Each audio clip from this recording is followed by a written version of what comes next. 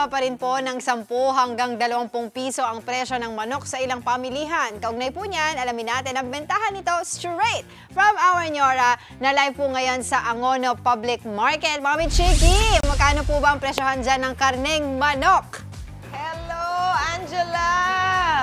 Good morning sa inyo dyan sa studio. Good morning, kapatid. Kami po ay nandito nga live sa Angono Public Market. Kasama ko po ang, siguro sabihin natin, institusyon na siguro si Ma'am Elsa Manabat dito, ang owner ng Elsa's Fresh Chicken. Dahil 2003 pa lang ay nandito na kayo. Feeling ko nga ako na pinakamatanda rito. Hindi Parang naman nahihiya itsura. na ako. Hindi naman Kaya itsura. Hindi na lang, fresh looking pa rin. Fresh talaga! Kasi fresh ng mga manok. Correct, Ito nga, correct. ang sabi nga sa studio, at alam na rin ng siyempre ng mga manonood na maganda actually ang presyuhan ng manok simula pa noong mga Nobyembre. Hindi po ba nung around Christmas time, mababa? November 7, Yes. nag-start na po ng mababa ang manok. Opo. Pero ang balita ko parang ngayong araw na to, tamang-tama naman, nakaramdam kayo ng konti pagtaas mula sa Yes, supplier. plus 5 po kami today. Okay. At inaasahan namin, pag nagsimula yan ngayon, everyday na po yan. Opo. So, yung mga farm supplier, babawiin nila yung binaba nila sa amin. Ayun. Ganun Kasi sila. meron nga balita na hindi rin sila masaya sa pagbaba ng presyo. Yung mga supplier mismo, parang medyo nararamdaman na rin nila. So, nako, magandang warning yan. Kung ako sa inyo maniniwala ako kay Ma'am Elsa, alam niya yung sinasabi niya, siguro itong mga susunod na araw, ngayon na, magbilihan na kayo kasi baka mag-stock na, baka by next week tataas na. Ganito po ang presyuhan ngayon, hindi naman, as of today, hindi naman masyado nag-iba from the last Hindi pa week, namin ano?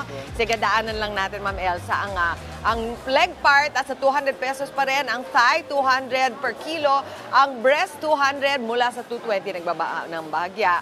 Ang paa nasa 150 mula 170. Ayan po, ang Adidas. Fresh, Malinis. Ayan na. Ang leeg po 150 ngayon mula 170. Oy, meron ding tipid doon ng 20 pesos. Ang atay nasa 250 per kilo pa rin. Ang wings 220 mula 230 at ang whole chicken 190 compared sa 200. Nung buong taon ng 2024, natatandaan nyo yung pinakamababang presyo na whole chicken? 160. 160. So, nasa 190. Kung We can give also at 180, depende po sa dami ng kukunin. Okay. Say for instance, ang kukunin ng customer is 10 pieces, pwede kami magbigay ng more than less 10 pesos, another less 10 pesos. ang tingin ko nga, parang malalaki ngayon ng mga manok. Yun ang nga pinagtataka namin sa mga Opo. supplier namin, Opo. ang mga farm owner. Aha. Bakit nila itinataas? Ang lalaki ng manok. Kaya nga, sa isang buong manok, ilang kilo? Kulang 2 kilo. Kulang 2 kilo. So, mga more or less, magkano yung mga nasa less than 400? Mga Yes po, less than 400, more than 300. 350, 380, mga Opo. ganyan. So, ganun din ang laro ng mga bigat nila ngayon. Oo. Ang reasoning nila is, pagka nagtataas ang manok, kulang ng supply. Walang manok sa farm. Kung walang manok sa farm, bakit ang lalaki? Ang na lalaki. binibigay niyo? Opo. So, Ganito po, ngayon na iniisip ko, kasi yung mga anak ko, gustong-gusto nila yung leg quarter, yung gusto nila yung thigh tsaka yung leg. Pero, halimbawa sa isang bahay na 8 ang papakainin ninyo, halimbawa, sa laki ng mga manok na ganyan, mga ilang piraso bang pwede natin? Halimbawa, adobo ang lulutuin ito ko. adobo, you can make 15. 15 cuts? 15 pieces. Talaga po? Yes. Alam And nyo, above. hindi ako maniwala. Gusto ko makita. Tignan nga natin. Kaya ba ng 15 pieces? Sige nga, tignan natin. Depende po naman sa laki. Okay, sige. Kwentuhan nyo ako habang linuluto. Okay, habang... Ito, Okay. we have to remove the ayaw na puwet. Ay, yung iba gusto yung puwet. Okay. Paborito yan. Opo, okay. Ayun. So, ang laki kasi nung leg eh. In one leg quarter, we could make 5 pieces. Ayun, yung leg quarter. 1, 2, 3, 4, 5 na And nga. then another 5 is 10. Tsaka malalaki naman yung piraso. Oo, Hindi ka pwede naman... nyo na sa mahirap o dun sa mga pangkaraniwang mamamayan. Prito na to sa kanila. Oo nga po. Or ano ba maganda pa? Adobo, apritada, pwede yan. Pero sa mga medyo can afford, adobo ka. Adobo Malaki. ka. Oh, yan ha. Okay, so 5 na yun. Tama. Ayan, dun pa lang sa yung leg quarter, naging 5 piraso na. 1, 2, 3, 4, 5. Okay. O, de 10 na. May natira pa tayong petso pa. Oh, ito another set ng dalawa. Tapos This is yung 2, cut wing. into 2. Eh, di 12 na. Teka muna. Oo nga, hindi pa natin ginagalaw yung pecho. 13, 14, tapos isang buong. Another 10. Grabe. More than 15. Isang piraso lang yan. Isang Kulang buong manok 20. lang yan, ha? Oo. Tingin ko pwedeng pang dalawang ulam yan. Isang buong araw na Pwede pwedeng nang maghapon. Kung pwedeng magaling ang maghapon. nanay, isang lutuan, sayang ang gas, sayang ang sahog, isang lutuan. Tapos initin na lang sa gabi. Yes, 1 hour, di ba? Lalo na Wais kung mga talaga. nagtatrabaho ang nanay, isang lutuan na lang. Wais talaga to yung si Ma'am diba? Elsa. Oo. Sige, tapusin niyo. Gusto ko makita ilang piraso makukuha niyo dyan sa pecho na yan. Siguro yung mga, itong pinili niyong manok, ang tansya ninyo, nasa mga ilang kilo yun? 2? Yung nakuha ninyo? Kikiluhin natin. Ayan. Yan ha, tingnan nyo kung ilang piraso makukuha sa isang kilo. Ito po ang tip, sabi din ni Ma'am 1.8. Elsa, 1.8. 1.83. Lalo na sa inyo. Apo. 348. 348, ang daming piraso na. Ang daming piraso. Doon kayo sa inyong friendly suki, katulad ni Ma'am diba? Elsa, kasi hindi naman nila tataasan yung presyo kapag sila na yung maghihiwa para sa inyo. Wala po. Free of charge. Free of charge. So yun po ang aming tip. cutting, free of Lalo na charge. pag aakyat na ang presyo ng manok, ayun na, Oo. doon na kayo sa whole manok, kayo na ang magpaputol. Sabihin Kasi niyo kay pagka Ma'am di ba Elsa. puro kung leg, gusto. Opo. mas mahal. Mas mahal eh. Oo nga. Pinakamahal ang wings. Ang wings, yun ang uso-uso ngayon, mga buffalo Oo, wings. Kasi yan ang pinakamahal. Opo. Kumbaga sa baboy, ito ay liempo, pinakamahal. Yes. Sa baboy kasi ang pinakamahal liempo eh. Opo, opo. Sa manok po, wings. Opo. So, breast, pareho lang ng buo. Mm. Ang mahal medyo ay leg at saka wings. Yan. Pero kung magpapahul kayo, pwedeng hanggang 180. Oo nga. Tatawad pa yung... Kasama ba yung Adidas dun sa hall? Hindi No, eh, this is only 150. Ayun, tsaka per hindi yan kilo. kasama dun sa buo. Yan po ang paa nila. Oo nga, hindi. Kaya hindi na sila tinatanggal makakatakbo, na. tinanggal na namin. Sige nga, ano yung magandang luto nito? Adobo. Adobo pa rin. Pambansang ulam. Oo, kasi Pagka talaga may mga matataka mo yung... bata, kailangan natin ng sabaw, tinola. Pero nakikita ko na rin yan na parang pag tinuto, pwede iba, i-grill. Pwede Grill. Ito grill, hatiin mo lang. Halimbawa, hita, dalawang hati. Alam nyo ba, meron ako mga kilala, leeg ang paboritong parte. Ay, mura lang ang Hello, leeg. Kong Robbie. Asawa ko, yan ang paborito niyang parte. Kasi ang daming ng gustong-gusto niya yung balat. Ay, oo, Diba? kaya lang sobrang cholesterol. Oo nga. So, Pag health hinay-hinay. conscious ka, minsan lang dapat. 150 ngayon per kilo ang leeg kumpara Correct. sa 170. Okay, so ito po, ang sabi nga ni Ma'am Elsa is ngayon na kayo magpuntahan dahil nararamdaman na ang pagtaas ng Nararamdaman bentahan. na. Opo. Umasa na po kayo na simula ngayong araw na to hanggang sa mga susunod na araw, araw-araw na po ang pagtaas ng presyo ng manok. Nako, sige Yun na po. po talaga ang standard na Hanapin ninyo si Ma'am Elsa dito po sa Angono Public Market. Sige po, Oo. manawagan. Saan po sila pupunta? Wala na po kayo makikita kasing ganda ko pa. Ay, nako, totoo po Number yan. 16. Ako po ay talagang Nahawa na po ako magpapatungan. sa katabi ko, maganda. Kaya pareho kami maganda. Punta kayo dito sa number 16. Punta na kayo! Fresh chicken. 16 and 17. Ayan. Pag hindi kayo ma-entertain dito, meron pa kaming kabilang pwesto. Ayun, Ayan. And nako. avail the freshness and cheapest section. Wow. Fresh chicken Fresh section naman talaga. in Angono Public Thank you Market. so much, Ma'am. Maraming salamat din po. Nako, ang ganda ng gising natin dahil kasama natin si Ma'am Elsa ngayon. Ang dami ko natutunan Oo. at ako'y excited na dahil pag-uwi ko, sasabihin ko nga, challenge, 10 cut sa isang buong manok. Ang More than galing. 10. More than 10. Oo nga, diba? sige, yan ang challenge namin sa inyo, Angela. Back to studio. Alright, maraming salamat po, Mami Chiki. Salungat po sa mababang presyo ng manok, tumaas naman ng 50 hanggang 70 pesos ang presyo ng baboy kada kilo at 30 hanggang 130 pesos naman sa kada kilo ng gulay. Price update ulit po tayo straight from our Nyora na live pa rin po ngayon sa Angono Public Market. Mami Chiki, magkano po ba ang bentahan ng karne, baboy at gulay?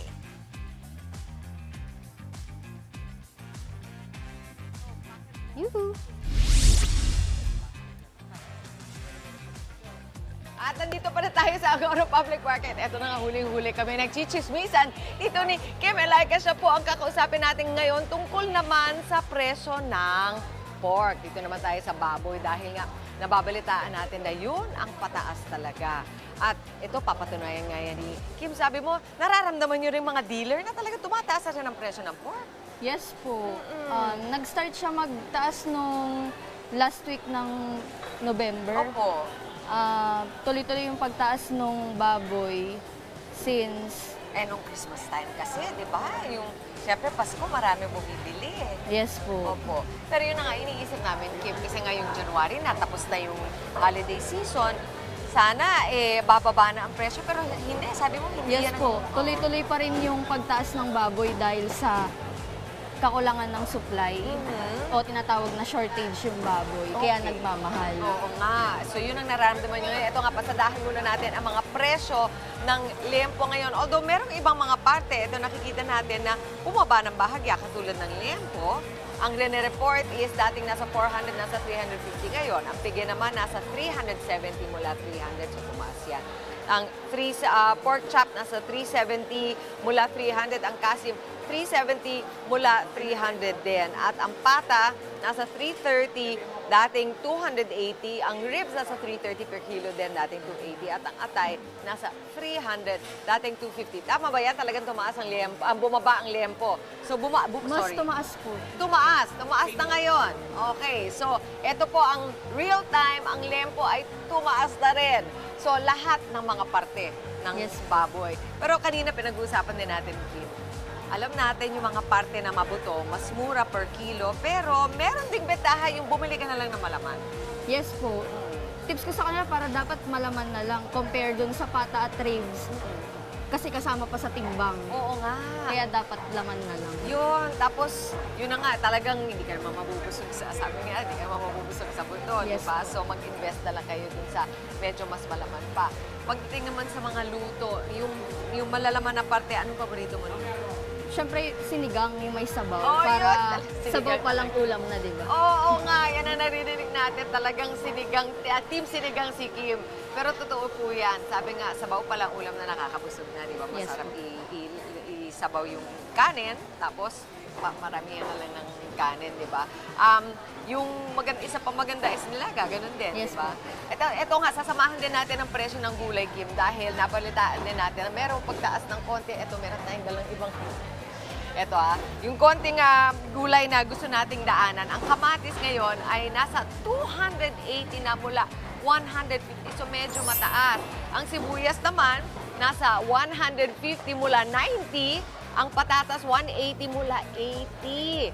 Ang kalamansi, 80 mula 50. Ang cucumber, nasa 120 mula 80 per kilo. Ang talong, 120 ngayon mula 90 per kilo. Ang pechay, 30 pesos din ang tinaas. 80 per kilo mula sa 50 per kilo. Ang repolyo, 30 pesos din. Ang pagtaas, 90 na ngayon mula sa 60. At ang mais, 150 mula sa 100. Ito lang ang maganda ang presyo ngayon. Si bell pepper po, mula 1,000 per kilo, nasa 600 per kilo na lang. Ito maganda naman actually, mamakyaw nito at mag-stock kasi hindi mabilis na masira, hindi siya mabilis na nabubulok, di ba? Nag-iisip ako, ano yung magandang, pwede mong i-partner sa bell pepper na na pork dish na may sahog na bell pepper. Nakakaisip ka? Ako meron. Igado. Igado, pwede. Pati ang afritada, pwede. Yes. Linalagyan mo ng di ba? Samahan mo na rin ng green pepper. Hinay-hinay na muna sa ating patatas kasi medyo mahal ngayon. Nasa 180 talaga. So, sama-sama yan, nagmamahalan din ang presyo nga. Pati nga ang manok na nadaanan natin kanina po, di ba? Hanggang pagtaas na rin. Nakakagulat, Kim, kasi parang kumbaga lean season ngayon, hindi na holiday, pero ganun pa rin pagtaas ng presyo. Yes po. Dahil nga po sa tinatawag nila nakakulangan ng supply. Oo, so nagkakaubusan ng baboy. Ikaw, matagal na kayong dealer ng pamilya mo, si John din. Napansin nyo sa mga nakaraang taon, ano yung magandang mga panahon, anong mga buwan ang maganda ang presyohan ng baboy? Mga July, ganun, August, mga ganun. So matagal pa. Sige po, ganun na lang. Isipin na lang natin na taon-taon naman ganun talaga maasahan po. natin around this time. No? Ito na lang ang last payo mo bilang dealer dito sa Angono Public Market. Ano ba ang hahanapin ko para malaman ko na fresh ang baboy na bibiling ko? Siyempre, number one dyan yung mapula yung baboy. Huwag kang bibili ng maputla. Isa yun sa, para titignan mo yung kalidad ng baboy. Okay. Pagka mapula, isa sa basehan para masabing sariwa yung baboy at maganda. Dahil kung maputla. Pag maputla, pangit siya. Oo. So kung bibili ako ng baboy, gusto ko talagang yung ngayong araw mo lang binaba. Yes po. Hindi ayaw ko nung nagpapabukas. Yes po. Meron ba ibang mga manininda na itatago, ililihim nila sa iyo yun, na hindi fresh yung baboy mo, kaya kailangan magaling kang tumingin at magaling kang... Yes po. Siyempre, isa yun sa mga marketing strategy nila. Paano yung, may maaamoy ka bang iba kapag alam mong bad na yung baboy? Yes po. Kaya kinakailangan yung, wag yung parang masangsang ang amoy, wag yung malansa. Oo. Ganun. So talagang yun ang mga basehan, di ba? Yes po. Para doon sa mga lamang loob, mas una yung nagkakaroon ng ano, Opo. di ba? Bali, ano lang po yung sa mga laman loob. Parang isang araw lang yung buhay niya. Ganun. Oo, tapos kailangan luto Oo. agad. No? Ito naman, kung tayo ay bibili ng maramihan, tapos ito-freeze natin, gano'ng katagal natin pwedeng iwan sa freezer bago mabuno? Or bago, dapat ituin na natin pagkatapos ng ilang araw? Okay din ng 1 week. 1 week na nasa freezer. Basta nasa freezer naman po, hindi masisira. Oo. Pero syempre, kung tanongin mo sila, Kim, maganda yung bibilin mo ngayon, lulutuin agad para fresh na fresh. Yes po. Diba? Sige, ibitahin natin sila Kim sa Kim and John. Ito nga sila ang isa sa 3 meat dealer lang dito sa Angono. Ibitahin niyo sila. So, saan kayo pwede i-contact? Through Messenger, tsaka Facebook. Oo. Ito po, may contact number kami. Nakalagay lang po. Ayun, okay. Ayan na po ang Kim and John. Ni Kim at si Meat John. dealer. Ako, ang cute nga nitong si Kim and John. Batang-bata pero napakagaling sa negosyo. At yun na nga, ang payo nila. Dumiretso kayo sa kanila kasi mas maganda syempre wholesale ang kanilang mga presyuhan kumpara doon sa retail. Mahahanap nyo rin sila dito. Meron silang pwesto dito sa Angono. Thank you so much, Kim. Maraming salamat. At kay John na mahiyain. Halika nga dito, mag-hello ka lang. Ayun. Hello. Ang cute-cute ito si John at saka si Kim. Okay. Maraming salamat mula dito sa Angono Public Market Studio. Thank you so much, Mami Chiki! Mga kapatid, Chiki Roa Puno po. Simula ng inyong araw na puno ng impormasyong kapaki-pakinabang. Sama na sa isang makabuluhang umaga. Tumutok at mag-subscribe sa social media pages ng News 5.